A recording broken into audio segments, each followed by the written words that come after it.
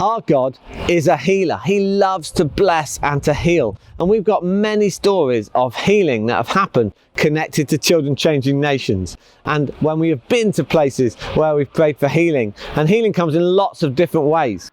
Now, I'm Nick, I'm part of the team here, and I live here in Oxford. This is the Radcliffe camera behind me. And just over there, about a mile away, is the AstraZeneca Oxford Vaccine Group, where they have developed a vaccine that can be shared with the world, actually, at quite a reasonable price, because they are bringing healing to the nation. One of the main people involved in that vaccine is actually a Christian. He believes, as part of who he is and his faith, that he makes a difference with God in that environment. But God can heal through vaccines, but he can also heal directly. And we want to pray that God heals our nation. He heals our land. And just as the apostles went out and shared the good news and prayed for healing for people, we want to pray for healing for people too. So today, as part of our Children's Day of Prayer for the Nation, we want to pray for people's healing. People who you maybe know, people who you don't know but are in the hospitals nearby. Let's just take moments to pray for them today. Hi, my name is Linz and I'm from the Children Changing Nations team, and I'm just going to share with you a couple of stories of when we visited St Thomas's Hospital in London. It's an absolutely amazing place. We've been many times now. On one of our visits, we were told that we were really welcome to meet the chaplains and to meet and pray in the chapel, and to have a tour of the Evelina Hospital, which is the children's centre, and that was all amazing. But we wouldn't be able to access the wards and to physically go into places and pray. Before our visit, the chaplains had put on the hospital radio that Children Changing Nations were going to be coming into the hospital to be praying. And God opened many doors for us on that day. It was so exciting that even though we weren't allowed to physically go into the wards, that lots of families had heard about our presence in the hospital and were physically wheeling their children out of the wards on their beds into the corridors so that children could pray. And children prayed many, many powerful prayers on that day, and the difference that made to those families and to those sick children was massive. There was another time when we went to pray at St Thomas's, and there were a group of children in the chapel praying from all over the country.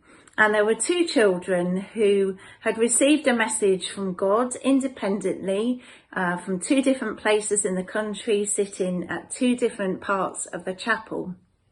And they wrote their message on a piece of paper and just held it. There was a lady, an NHS worker, that came into the chapel to pray, and she just snuck in really quietly. She sat down on one of the pews and started to pray and looked quite emotional.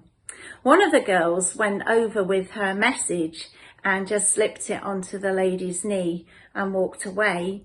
And then shortly after, the second child with a message went and handed her message in. How excited were the children? How amazed was the lady when she opened those messages and both of them had written, "God hears your prayer and will answer it." Quite incredible. If you want to hear more stories about St Thomas's, then do head over to the CCM website. There's lots and lots of stories logged there of God at work. One of the words that we are thinking about and praying about today is the word heal. We know that our nation doesn't look how God wanted it to be. We look around us and we see so many things that are wrong. People are sick, people are hurting, people are being mean to one another. And we want to see God's healing power at work in our nation and in our communities. I wonder what our headlines of our local newspapers would look like if God's Holy Spirit moved in power and healing began to happen. Why don't you think about that and come up with your own ideas today? I've just walked down to my local station and picked up a copy of my local newspaper. And I'm going to take it home and I'm going to create my own brand new headlines to go on it.